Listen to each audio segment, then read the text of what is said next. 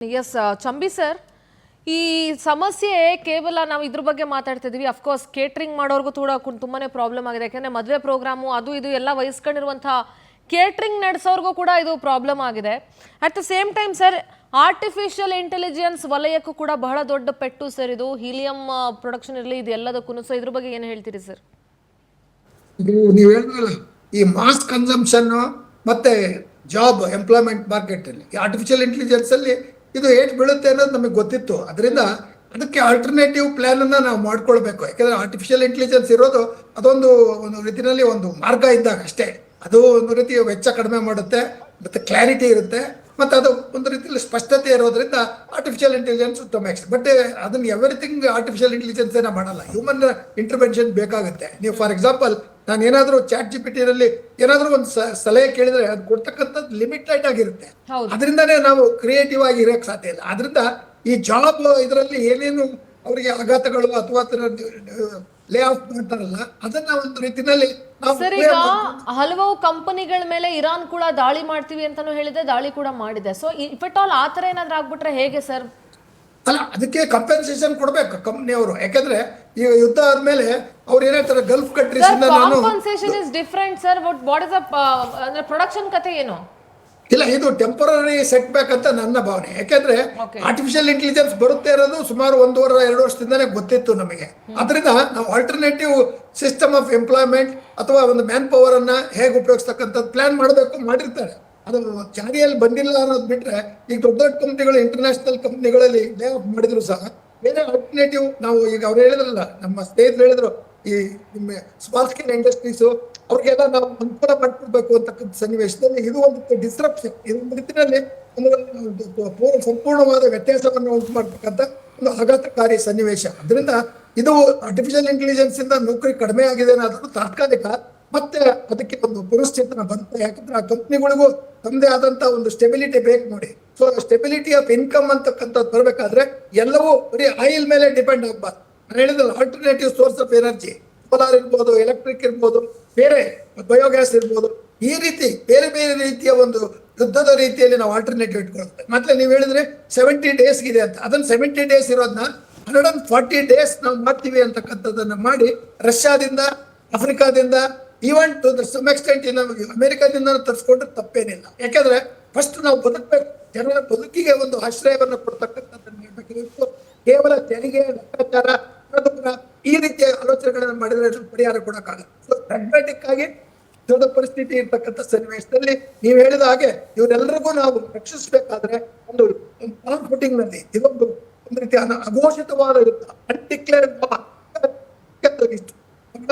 ಅನ್ನೋದು ನಮ್ಮ ರಾಜಕೀಯ ನಾಯಕರಿಗೆ, ಅಲ್ಲಿರ್ತಕ್ಕಂಥ ಅಧಿಕಾರಿಗಳಿಗೆ ಗೊತ್ತಿರಲಿಲ್ಲ. ಗೊತ್ತಿದ್ರೂ ಸಹ ಅವರು ಇದೇನು ನಮಗೆ ತಟ್ಟಲ್ಲ ಅಂತ ಇದ್ರು. ಹೀಗಾಗಿ ಆ ದೃಷ್ಟಿಯಿಂದ ಆತ್ಮ ನಿರ್ಭರ ಭಾರತ ಮಾಡ್ಬೇಕು ಅಂತಂದ್ರೆ ಈ ರೀತಿಯ ಕಾರ್ಯಕ್ರಮಗಳನ್ನು ಮಾಡ್ಬೇಕು. ಬರೀ ಘೋಷಣೆ ಮಾಡೋದು, ಪತ್ರಿಕೆಗಳ ಹೇಳಿಕೆ ಕೊಡೋದು, ಯಾವುದೋ ಒಂದು ಬುಲೆಟ್ ಟ್ರೈನ್ ಕೊಡೋದು, ಇದರಿಂದ ಆಗಲ್ಲ. ನಮ್ಮ ಬದುಕಿಗೆ ಬೇಗವಾಗಿ ನೇರವಾಗಿ ನಮಗೆ ಸ್ಪಂದಿಸ್ತಕ್ಕಂಥ ಸನ್ನಿವೇಶಕ್ಕೆ ಬರಬೇಕು. ಅದರಿಂದ 2 ತಿಂಗಳಿಗೆ ತೊಂದರೆ ಆಗುತ್ತೆ ಸರ್.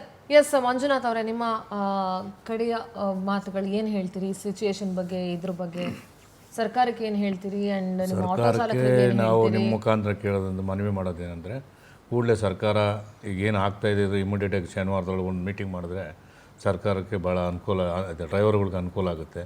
ಯಾಕಂದರೆ ಈಗ ಆಲ್ರೆಡಿ ಡ್ರೈವರ್ಗಳು ಭಾಳ ಆರ್ಥಿಕ ಪರಿಸ್ಥಿತಿ ಕೋವಿಡಿಂದ ನಾವು ಚೇತರಿಸ್ಕೊಂಡೇ ಇಲ್ಲ ಇನ್ನೂ.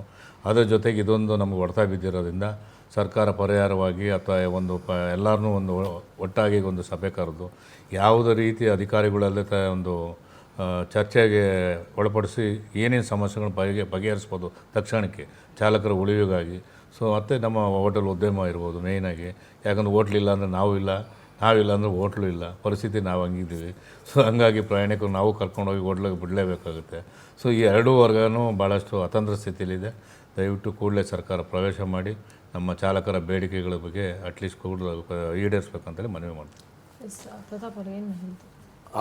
ಹೋಟೆಲ್ ಮಾಲೀಕರು ಪ್ರತಿಯೊಬ್ಬರು ಕೂಡ ಮೇನ್ ಡೀಲರ್ನೇ ಕಾಂಟ್ಯಾಕ್ಟ್ ಮಾಡಿ ಸಬ್ ಡೀಲರ್ನ ಕಾಂಟ್ಯಾಕ್ಟ್ ಮಾಡುವಂಥ ಕೆಲಸ ಮಾಡಬೇಡಿ. ಯಾಕೆಂದರೆ ಆಲ್ರೆಡಿ ಈಗ 20-25 ಸಾವಿರ ರೂಪಾಯಿ ಕಟ್ಸ್ಕೊಳ್ತಾ ಇದ್ದಾರೆ. ಮೇನ್ ಡೀಲರ್ ನೀವು ಯಾವ ಸಂಸ್ಥೆ ಇದೆ ಆ ಸಂಸ್ಥೆಗೆ ದುಡ್ಡು ಹಾಕುವಂಥ ಕೆಲಸ ಮಾಡಿ, ಆನ್ಲೈನ್ ಪೇಮೆಂಟ್ ಮಾಡುವಂಥ ಕೆಲಸ ಮಾಡಿ. ಸಬ್ ಡೀಲರ್ ಕೊಟ್ಟಾಗ ಅದು ನಿಮ್ಗೆ ಯಾವುದೇ ರೀತಿಯಲ್ಲಿ ನಿಮಗೆ ಇದಾಗಲ್ಲ, ಯಾವುದು ನಿಮ್ಮ ಯಾವುದು ಹೋಟೆಲ್ನೇ ಇದು ಮಾಡ್ಕೊಳ್ಳಿಕ್ಕಾಗಲ್ಲ ಆ ಉದ್ದೇಶದಿಂದ. ಹಾಗೆ ಸಣ್ಣ ಉದ್ಯಮದಾರರು ಯಾರೂ ಕೂಡ ಕುಗ್ಗುವಂಥದ್ದಿಲ್ಲ. ಮುಂದಿನ ದಿನದಲ್ಲಿ ನಾವು ಕಾರ್ಮಿಕರಾಗಿ ಮಾಲೀಕರಾಗಿರೋದು, ಯಾವುದೇ ರೀತಿಯಲ್ಲಿ ನಾವು ಮುಂದಿನ ದಿನದಲ್ಲಿ ದೊಡ್ಡ ಮಟ್ಟದಲ್ಲಿ ಗ್ಯಾಸ್ ಇಲ್ಲ ಅಂದರೂ ಕೂಡ ಬೇರೆ ರೀತಿಯಲ್ಲಿ ನಾವು ಏನಾದರೂ ಒಂದು ಪರಿಹಾರ ನೋಡೋಣ. ಹಾಗೆ ಸರ್ಕಾರ ಈ ಕೂಡಲೇ ಕಾಳಸಂತೆಯಲ್ಲಿ ಏನು ಗ್ಯಾಸ್ ಸೇಲ್ ಮಾಡುವಂಥ ಕೆಲಸ ಮಾಡ್ತಾ ಅಂಥವರಿಗೆ ಕಡಿವಾಣ ಹಾಕುವಂಥ ಕೆಲಸ ಮಾಡಬೇಕು. ಅದು BBMP ಅಧಿಕಾರಿಗಳಾಗಿರ್ಬೋದು, ಹಾಗೆ ಪೊಲೀಸ್ ಅಧಿಕಾರಿಗಳಿಗೆ ಒಪ್ಪಿಸುವಂಥ ಕೆಲಸ ಮಾಡಿ. ಆವಾಗ ಈ ಕಾಳಸಂತೆಯಲ್ಲಿ 7,000 8,000 ಸೇಲ್ ಆಗುವಂಥದ್ದು ನೇರವಾಗಿ ಗ್ರಾಹಕರಿಗೆ ಸಿಗುವಂಥ ಕೆಲಸ ಆಗುತ್ತೆ ಅಂತ ಕೇಳ್ಕೊಳ್ತಾ ಇದ್ದೀನಿ. ಚಂಬಿ ಸರ್, ನಿಮ್ಮ ಕಡೆಯ ಮಾತು sir, last reaction on this sir please. Last reaction ಅಂದ್ರೆ ಸರ್ಕಾರ ಈಗ ನಮಗೆ ಅವರಲ್ಲಿ ಅಧಿಕಾರ ಇದೆ, ಹಣ ಇದೆ, ವ್ಯವಸ್ಥೆ ಇದೆ, ಎಲ್ಲ ಇದೆ. ಅವ್ರನ್ನ ಬಿಟ್ರೆ ನಮಗೆ ಒಂದು ಮಾರ್ಗದರ್ಶನವನ್ನ ಮಾಡ್ತಕ್ಕಂಥವ್ರು ಅಥವಾ ವಿಶ್ವಾಸವನ್ನ ಕೊಡ್ತಕ್ಕಂಥವ್ರು ಇಲ್ಲ. ಅದರಿಂದ ಈ ನಿಮ್ಮ ಮಾಧ್ಯಮದ ಮೂಲಕ ನಾವು ಸರ್ಕಾರಕ್ಕೆ ಕೇಳೋದೇನೆಂದ್ರೆ, ಈ ಒಂದು ಸಬೂಬುಗಳನ್ನ ಅಥವಾ ನೆಪಗಳನ್ನ ಹೇಳೋದನ್ನು ಬಿಟ್ಟು ನೀವು ಕಾರ್ಯರೂಪಕ್ಕೆ ಬನ್ನಿ. ಇವ್ರು ಹೇಳಿದ್ರಲ್ಲ, ಅಸೋಸಿಯೇಷನ್, ಹೋಟೆಲ್ ಮಾಲೀಕರು ಅಸೋಸಿಯೇಷನ್ ಮತ್ತೆ ಇವರು ಆಟೋದವರು, ಇವ್ರುಗಳಲ್ಲಿ ಏನು ಸಮಸ್ಯೆ ಆಗಿದೆ ದಿನನಿತ್ಯ ಒಂದು ರೀತಿಯಲ್ಲಿ ನೀವು ಯಾವುದೋ ಒಂದು ಕ್ಯಾಂಪನ್ನು ಮಾಡಿ ಆ ಕ್ಯಾಂಪ್ ಮೂಲಕ ಇವರಿಗೆ ಸಮಸ್ಯೆಯನ್ನು ಬಗೆಹರಿಸಿದ್ರೆ ಈ ರೀತಿ ಒಂದು ಹಾಹಾಕಾರ ಅಥವಾ ಒಂದು ರೀತಿ ಪ್ಯಾನಿಕ್ ಅಂತಕ್ಕಂಥ ಗಾಬರಿ ಆಗ್ತಕ್ಕಂಥ ಸ್ಥಿತಿ ಇಲ್ಲ. ನಮ್ಮ ದೇಶದಲ್ಲಿ ಗಾಬರಿ ಮಾಡಿ ಲಾಭ ಮಾಡೋರು ದೇಶದ್ರೋಹಿಗಳಿದ್ದಾರೆ. ಆ ದೇಶದ್ರೋಹಿಗಳನ್ನು ಹಿಡಿದು ಅವ್ರಿಗೆ ಶಿಕ್ಷೆ ಆಗಬೇಕು. ಮತ್ತು ನಮ್ಮ ವ್ಯವಸ್ಥೆ ಎಷ್ಟು ಕೆಟ್ಟಿದೆ ಅಂದರೆ ಅವ್ರನ್ನ ಹಿಡಿದ್ರೆ ನಾಳೆನೇ ಬೇಲ್ನಲ್ಲಿ ಬಿಡ್ತಾರೆ. ಅದರಿಂದ ಈ ಒಂದು ಸನ್ನಿವೇಶದಲ್ಲಿ ಒಂದು ಎಮರ್ಜೆನ್ಸಿ ಅಂತ ಹೇಳಿ ಸರ್ಕಾರ ನೇರವಾಗಿ ಪ್ರವೇಶಿಸಿ ನಮ್ಮೆಲ್ಲರನ್ನು ರಕ್ಷಿಸಬೇಕು.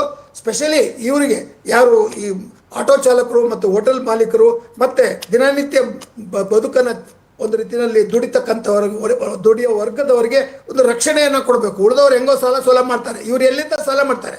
ಇವ್ರು ಯಾರು ಸಾಲ ಕೊಡಿ ಅಂದ್ರೂ ಕೊಡಲ್ಲ. ಅವ್ರು ಹೇಳಿದ್ರೆ ಯಾರೋ ಸಾಲ ಕೊಡಲ್ಲ. ಫುಡ್ ಪ್ಯಾಕೆಟ್ಸ್ ಕೊಡಿ, ಜೊತೆಗೆ ಅವ್ರ ರಕ್ಷಣೆ ಕೊಡಿ. ಯಾರು ಹಸುವಿನಿಂದ ಆತ್ಮಹತ್ಯೆ ಅಥವಾ ಇನ್ಯಾವುದೇ ರೀತಿಯ ದುರಂತಕ್ಕೆ ಹೋಗದ ರೀತಿಯಲ್ಲಿ ಸರ್ಕಾರ ಒಂದು ರೀತಿಯಲ್ಲಿ ಪ್ರಚಾರ ಮಾಡಬೇಕು. Chambi sir, thank you so much sir, ನಮ್ಮ ಜೊತೆಗೆ ಕಾರ್ಯಕ್ರಮದಲ್ಲಿ ಜಾಯ್ನ್ ಆಗಿದ್ದಕ್ಕೆ ಥ್ಯಾಂಕ್ ಯು ಸೋ ಮಚ್. ನಿಮ್ಮಿಬ್ಬರಿಗೂ ಕಾರ್ಯಕ್ರಮದಲ್ಲಿ ಭಾಗಿಯಾಗಿದ್ದಕ್ಕೆ. ನನ್ನದು ಒಂದಷ್ಟು ವಿಚಾರಗಳು ಹೇಳೋದಿದೆ, ಸರ್ಕಾರಕ್ಕೆ ಮನವಿ ಕೂಡ ಹೌದು. ಪವರ್ ಕಳಕಳಿ ಅಥವಾ ಪವರ್ ಮನವಿ ಅಂತ ಆದರೂ ತಿಳ್ಕೊಳ್ಳಿ. ಎಜುಕೇಷನ್ ಮಿನಿಸ್ಟ್ರು ಮಧು ಬಂಗಾರಪ್ಪ ಅವರು, ಆಹಾರ ಸಚಿವರು ಮುನಿಯಪ್ಪ ಅವರು, ಫಿನಾನ್ಸ್ ಸಿದ್ದರಾಮಯ್ಯ ಅವ್ರ ಕೈಯಲ್ಲೇ ಇದೆ, ಕಾರ್ಮಿಕ ಸಚಿವರು ಸಂತೋಷ್ ಲಾಡ್ ಅವರು ಮತ್ತು ಇಂಧನ ಇಲಾಖೆಯನ್ನು ವಹಿಸ್ಕೊಂಡಿರುವಂಥ KJ ಜಾರ್ಜ್.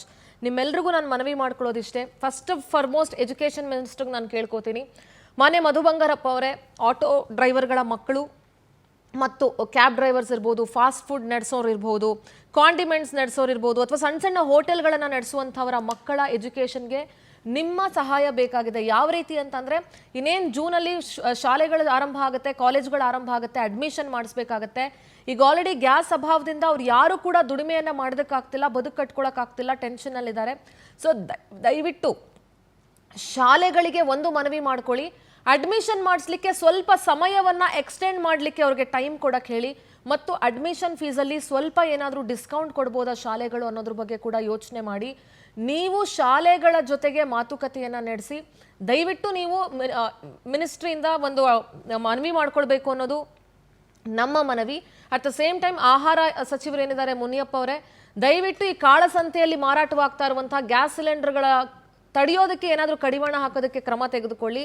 ಹಾಗೇನೆ ಫುಡ್ ಕಿಟ್ಗಳನ್ನು ಏನಾದರೂ ಹಂಚಬಹುದಾ ಆಟೋ ಚಾಲಕರಿಗೆ ಅಥವಾ ಅವರ ಕುಟುಂಬಕ್ಕೆ, ಕ್ಯಾಬ್ ಡ್ರೈವರ್ಸ್ಗೆ, ಅದ್ರ ಬಗ್ಗೆ ಸ್ವಲ್ಪ ಗಮನ ಕೊಡಿ.